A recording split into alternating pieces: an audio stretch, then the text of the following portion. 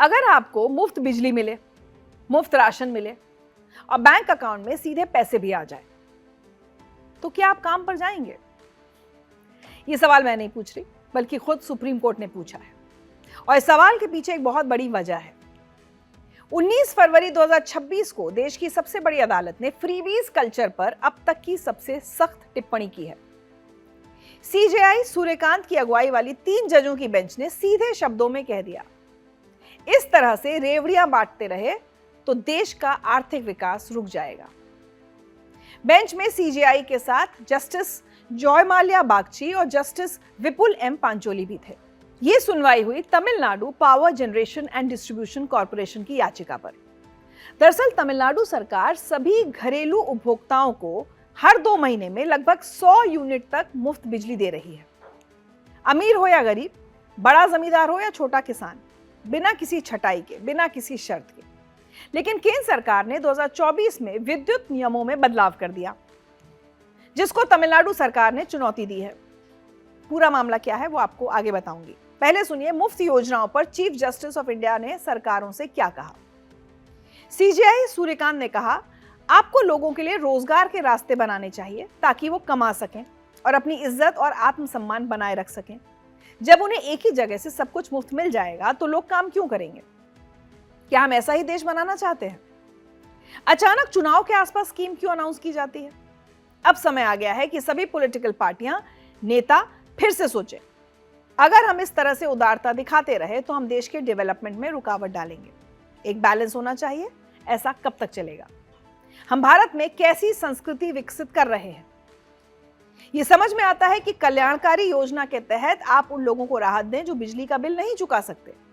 जो लोग भुगतान करने में सक्षम हैं और जो नहीं है, उनके बीच कोई फर्क किए बिना मुफ्त सुविधा देना क्या तुष्टीकरण की नीति नहीं है? सीजेआई सूर्यकांत के अलावा जस्टिस जॉयमाल्या बागची ने एक बड़ी बात कही। उन्होंने साफ किया कि हम सिर्फ तमिलनाडु की बात नहीं कर रहे, ये देश के हर राज्य का हाल है। तो ये कोई दक्षिण भारत का मुद्दा नहीं है, ये पंजाब का है, दिल्ली का है, उत्तर प्रदेश का है, पूरे देश का है। सुप्रीम कोर्ट की ये टिप्पणी अचानक नहीं आई। देश के ज्यादातर राज्य आज रेवेन्यू डेफिसिट में है, यानी जितना कमाते हैं उससे ज्यादा खर्च करते हैं। फिर भी मुफ्त योजनाओं का सिलसिला रुकने का नाम नहीं लेता। और सबसे जरूरी बात, ये योजनाएं हमेशा चुनाव से ठीक पहले आती हैं। इसलिए कोर्ट ने पूछा कि आखिर चुनाव से पहले ही कैश ट्रांसफर स्कीम्स क्यों घोषित होती हैं? तो अब उसी सवाल पर लौटते हैं कि सुप्रीम कोर्ट ने इतनी सख्त टिप्पणी क्यों की।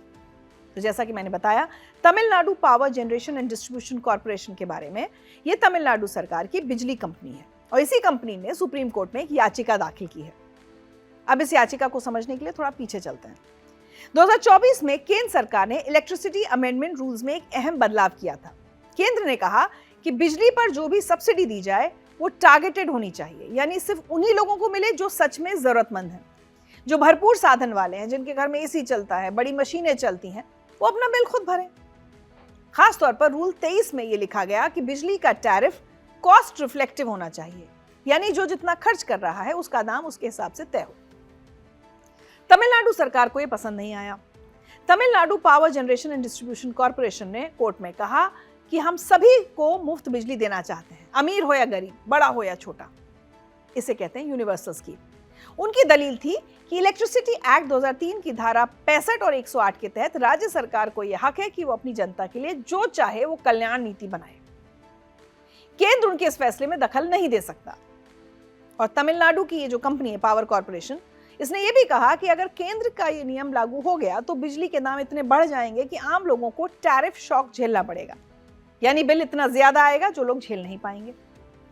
सुनने में ये बात बड़ी जनहितकारी लगती है ना? लेकिन सुप्रीम कोर्ट ने यहीं रोका और पूछा, आप राजस्व घाटे में हैं, आपके पास पैसे नहीं हैं, फिर भी आप उन लोगों का बिजली बिल माफ करना चाहते हैं जो बिल भर सकते हैं, जिनके बड़े बड़े घर हैं, जहां हमेशा लाइटें जलती रहती हैं, मशीनें चलती हैं, तो ये पैसा आएगा कहां से? कोर्ट ने खुद ही जवाब भी दिया, ये टैक्स पेयर का पैसा है। और फिर कोर्ट ने एक और तीखा सवाल दागा, ये मुफ्त बिजली की स्कीम अचानक घोषित क्यों हुई, और वो भी ठीक उस वक्त जब बिजली के नए टैरिफ तय किए जा चुके थे, यानी जब हिसाब किताब हो चुका तब योजना आई। इससे न सिर्फ कंपनी का बजट बिगड़ा बल्कि पूरी रेगुलेटरी प्लानिंग चरमरा गई। जस्टिस जॉय माल्या बागची ने तो और साफ कह दिया कि अगर आप सब्सिडी देना चाहते हैं तो पहले बजट में उसका प्रावधान करो, हिसाब दो, बताओ कि इतना पैसा कहां से आएगा, कहां जाएगा। ये नहीं कि जब चाहा तब घोषणा कर दी। सीधी बात, पहले योजना बनाओ फिर वादा करो। तमिलनाडु सरकार इस फैसले को कल्याणकारी बता रही है, जबकि सुप्रीम कोर्ट ने इसे तुष्टीकरण बता दिया। कोर्ट ने कहा कि सच्चा कल्याण वो होता है जो टिकाऊ हो, सोचा समझा हो। जो सिर्फ वोट के वक्त आए और खजाना खाली कर दे वो कल्याण नहीं, वो राजनीति है। फिलहाल कोर्ट ने केंद्र सरकार और बाकी सभी पक्षों को नोटिस जारी किया है, उनसे जवाब मांगा गया है। मुद्दा भी गर्म है, लेकिन जो बातें कोर्ट ने कही हैं वो सिर्फ तमिलनाडु के लिए नहीं है। ये तो सिर्फ एक राज्य से शुरू हुई कहानी है। असली तस्वीर तो बहुत बड़ी है। इस असली तस्वीर समझने के लिए कैलेंडर खोलिए। मार्च 2026 में चुनाव आयोग तारीखें घोषित करने वाला है। अप्रैल 2026 में पश्चिम बंगाल, तमिलनाडु, केरल, असम और पुडुचेरी में विधानसभा चुनाव होंगे। 5 राज्य एक साथ। और ठीक इसी वक्त सुप्रीम कोर्ट ने फ्रीबीज पर टिप्पणी की। तो ये महज संयोग तो है नहीं। तो चलिए एक एक राज्य की कहानी देखते हैं। शुरुआत करते हैं पश्चिम बंगाल से। ममता बनर्जी की सरकार का सबसे बड़ा चुनावी हथियार है लक्ष्मी भंडार योजना। इसके तहत महिलाओं को हर महीने सीधे बैंक खाते में पैसा मिलता है। अभी तक जनरल ओबीसी महिलाओं को 1000 रुपए मिलते थे और SC/ST महिलाओं को 1200 रुपए। 5 फरवरी 2026 को बजट पेश हुआ और राज्य सरकार ने लक्ष्मी भंडार योजना में 500 रुपए की बढ़ोतरी का ऐलान कर दिया। अब सामान्य ओबीसी महिलाओं को मिलेंगे 1500 रुपए और SC/ST महिलाओं को 1700 रुपए। फरवरी से ही यानी तुरंत चुनाव से ठीक पहले राज्य की 2 करोड़ 42 लाख महिलाओं को यह पैसा सीधे खाते में दिया जाएगा। अब जरा हिसाब लगाते हैं। 2.42 करोड़ महिलाएं हर महीने 1500 रुपए यानी हर महीने राज्य का खजाना 3630 करोड़ रुपए खर्च करेगा और सिर्फ 500 रुपए की इस बढ़ोतरी से 1210 करोड़ रुपए हर महीने ज्यादा निकलेंगे। साल भर में अतिरिक्त बोझ होगा करीब 14,500 करोड़ रुपए। 2024-25 में इस एक योजना पर 25,900 करोड़ रुपए खर्च हुए थे। इस साल नई दरों पर यह अनुमान 43,000 करोड़ के पार जाने का है। और 2021 से अब तक सिर्फ इस योजना पर 74,000 करोड़ से ज्यादा खर्च हो चुके हैं। और याद रखिए, ये सिर्फ एक योजना है। पश्चिम बंगाल के पास 94 सामाजिक सुरक्षा योजनाएं हैं। इन सबको जोड़ेंगे तो तस्वीर और भयावह होगी। अब ये पैसा आएगा कहां से? क्योंकि राज्य का राजस्व घाटा इस साल 21,759 करोड़ है, यानी आमदनी से ज्यादा खर्च, और उस घाटे वाले खजाने से रेवड़ी बांटी जा रही है। लेकिन ममता बनर्जी को तो वोट से मतलब है। टीएमसी को पता है कि 2021 और 2024 में लक्ष्मी भंडार ने क्या काम किया था। महिला वोटर एकजुट हुई और ममता जीती। इस बार भी वही फॉर्मूला, और विपक्ष वो भी चुप नहीं बैठा। बीजेपी ने काउंटर वादा कर दिया कि अगर हम आए तो और ज्यादा देंगे। यानी यहां कौन ज्यादा देगा का खेल पूरी तरह शुरू हो चुका है। अब चलते हैं दक्षिण की तरफ, तमिलनाडु। यहां डीएमके सरकार की योजना है मगालेर उरिमाई थोगई, जिसके तहत महिलाओं को हर महीने 1000 रुपए दिए जाते हैं। फिलहाल इस योजना पर राज्य सरकार सालाना लगभग 15,720 करोड़ रुपए खर्च कर रही है। चुनाव से ठीक पहले 13 फरवरी को मुख्यमंत्री एमके स्टालिन ने 1.31 करोड़ महिलाओं के खातों में एक साथ 5,000 रुपए ट्रांसफर किए हैं। इसमें फरवरी की किश्त, मार्च और अप्रैल की एडवांस किश्त और गर्मी की विशेष सहायता शामिल है। मतलब एक तरह से देखा जाए तो पैसे देकर वोट खरीदे जा रहे हैं। इतना ही नहीं, स्टालिन ने ऐलान किया है कि अगर उनकी पार्टी दोबारा सत्ता में आती है तो योजना राशि 1000 से बढ़ाकर 2000 रुपए महीना कर दी जाएगी। इसके अलावा राज्य में मुफ्त बिजली योजना भी चल रही है, जिस पर सुप्रीम कोर्ट में सुनवाई हुई है। इस योजना पर राज्य सरकार सालाना लगभग 7,752 करोड़ रुपए खर्च कर रही है। खेती के लिए दी जाने वाली पूरी तरह मुफ्त बिजली पर सरकार लगभग 7,000 करोड़ रुपए खर्च करती है। अब केरल का हाल सुनिए। केरल इस वक्त देश के सबसे ज्यादा कर्जदार राज्यों में से एक है। खजाना खाली पड़ा है। केंद्र ने कर्ज की सीमा भी तय कर दी है, लेकिन चुनाव आ रहे हैं तो एक बार फिर पेंशन का वादा, फूड किट्स का वादा, जो स्कीम पहले बंद होने की कगार पर थी, वो अचानक फिर से एक्टिव हो गई। केरल की एलडीएफ सरकार ने पेंशन राशि 1,600 रुपए से बढ़ाकर 2,000 रुपए महीना कर दी है। वित्त वर्ष 2026-27 के लिए इस पर 14,500 करोड़ रुपए का भारी आवंटन किया गया है। इसके अलावा मुख्यमंत्री स्त्री सुरक्षा योजना भी है। जिसके तहत 35 से 60 साल की उन महिलाओं को हर महीने 1,000 रुपए की आर्थिक सहायता दी जाती है जो किसी दूसरी पेंशन योजना का लाभ नहीं ले रही हैं। इसके लिए बजट में 3,700 करोड़ रुपए का प्रावधान किया गया है। और असम में चलती है अरुणोदय स्कीम। यह असम सरकार की डायरेक्ट बेनिफिट ट्रांसफर योजना है जो 2020 में शुरू हुई थी। पहले 830 रुपए हर महीने मिलते थे, धीरे धीरे बढ़ते बढ़ते 1,250 रुपए तक आए और अब जनवरी 2026 से इसे बढ़ाकर 1,500 रुपए कर दिया गया है। वित्त वर्ष 2025-26 के बजट में इस योजना के लिए 5,000 करोड़ रुपए आवंटित किए गए थे। इसके अलावा मुख्यमंत्री महिला उद्यमिता अभियान भी चलता है, जिसमें योग्य महिलाओं को शुरुआत में 10,000 रुपए मिलते हैं, बाद में व्यापार के लिए 20,000 रुपए तक की सहायता दी जाती है। अब इन सब योजनाओं को एक साथ देखिए। बंगाल में लक्ष्मी भंडार बढ़ा, तमिलनाडु में मगालेर उरिमई का विस्तार हो रहा है, केरल में खाली खजाने के बावजूद वादे हो रहे हैं, असम में अरुणोदय की रकम बढ़ाई गई। ये इत्तेफाक नहीं, एक पैटर्न है। चुनाव आते हैं, योजनाएं बढ़ती हैं, पैसा बढ़ता है, वोट मिलते हैं, सरकार बनती है और फिर अगले 5 साल बाद यही चक्र दोहराया जाता है। और इस पूरे खेल में कोई भी पार्टी पीछे हटने को तैयार नहीं है, क्योंकि जो पार्टी पीछे हटी उसने वोट खोए। ऐसा नहीं है कि जिन राज्यों में चुनाव है मुफ्त की रेवड़ियां सिर्फ वहीं बांटी जा रही हैं। फ्रीबीज कल्चर में शामिल राज्यों की लिस्ट बहुत लंबी है। शुरुआत कर्नाटक से करते हैं। कांग्रेस सरकार की 5 गारंटी योजनाएं, फ्री बस, फ्री बिजली, महिलाओं को पैसा, बेरोजगारों को भत्ता और सस्ता राशन, इन पांचों को मिलाकर 2024-25 में खर्च हुए 56,000 करोड़ रुपए और 2025-26 में करीब 51,000 करोड़ रुपए का आवंटन हुआ।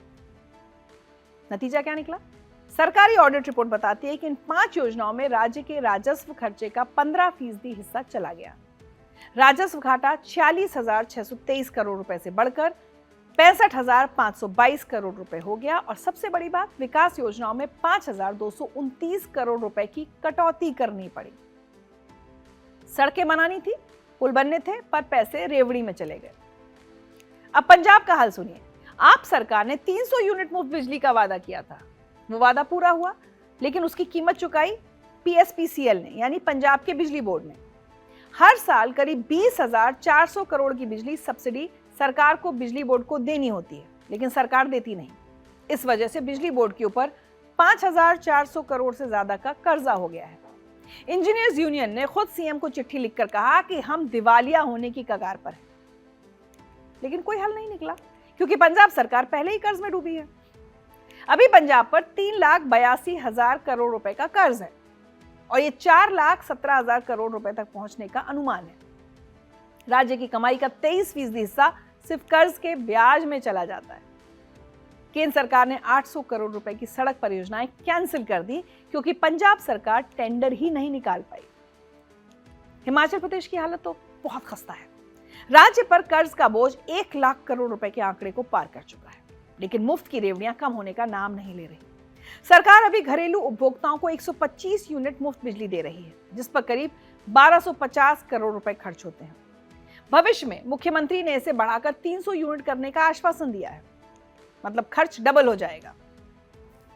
आपको नवंबर 2024 की घटना बताती हूं, शायद आपको याद भी होगा। हिमाचल प्रदेश हाईकोर्ट ने दिल्ली के हिमाचल भवन को अटैच करने का आदेश दिया था। कारण यह था कि सरकार एक बिजली कंपनी को 150 करोड़ रुपए नहीं चुका पा रही थी। किसी राज्य का दिल्ली का अपना भवन नीलामी की कगार पर पहुंचा, यह देश में पहली बार हुआ था। इसके अलावा हिमाचल में इंदिरा गांधी प्यारी बहना सुख सम्मान निधि योजना भी चलती है, जिसके तहत 18 से 60 साल तक की महिलाओं को 1,500 रुपए महीना दिए जाते हैं। लेकिन अब सिर्फ वही महिलाएं पात्र हैं जिनके परिवार की सालाना आय 2 लाख रुपए से कम है। चलो देर से ही सही, कुछ तो अच्छे कदम उठाए। रेवड़ी कल्चर का यह खेल सिर्फ विपक्षी राज्यों में नहीं हो रहा, मध्य प्रदेश और महाराष्ट्र में भी यही तस्वीर है। बीजेपी की मोहन यादव सरकार ने 18 फरवरी 2026 को बजट पेश किया और सबसे बड़ा आवंटन किसे मिला? लाडली बहना योजना को 23,882 करोड़ रुपए। पूरे बजट में किसी एक योजना को दी गई सबसे बड़ी रकम। इस योजना से 1,25,00,000 महिलाओं को हर महीने 1,500 रुपए मिलते हैं और सीएम मोहन यादव ने ऐलान कर दिया है कि 2028 तक ये रकम 3,000 रुपए कर दी जाएगी, यानी खर्च अभी और बढ़ेगा। यहाँ एक दिलचस्प विरोधाभास है। बीजेपी वही पार्टी है जो दूसरे राज्यों की रेवड़ी नीति की आलोचना करती है और खुद मध्य प्रदेश में सबसे बड़ी वेलफेयर स्कीम चला रही है, लाडली बहना, जैसे मैंने बताया आपको। ये दोहरा मापदंड क्यों? तो जवाब एक ही है, वोट। मध्य प्रदेश की तरह महाराष्ट्र में भी लाडली बहन योजना चल रही है। वहां उसका नाम है लाड़की बहन, लेकिन कर्ज के कारण योजना का बजट 10,000 करोड़ कम करना पड़ा। 2024-25 में इस योजना के लिए 46,000 करोड़ रुपए का अनुमानित बजट रखा गया था। जब 2025-26 का बजट पेश हुआ तो इस योजना के लिए 36,000 करोड़ रुपए का प्रावधान किया। वजह है लाखों करोड़ों का कर्ज।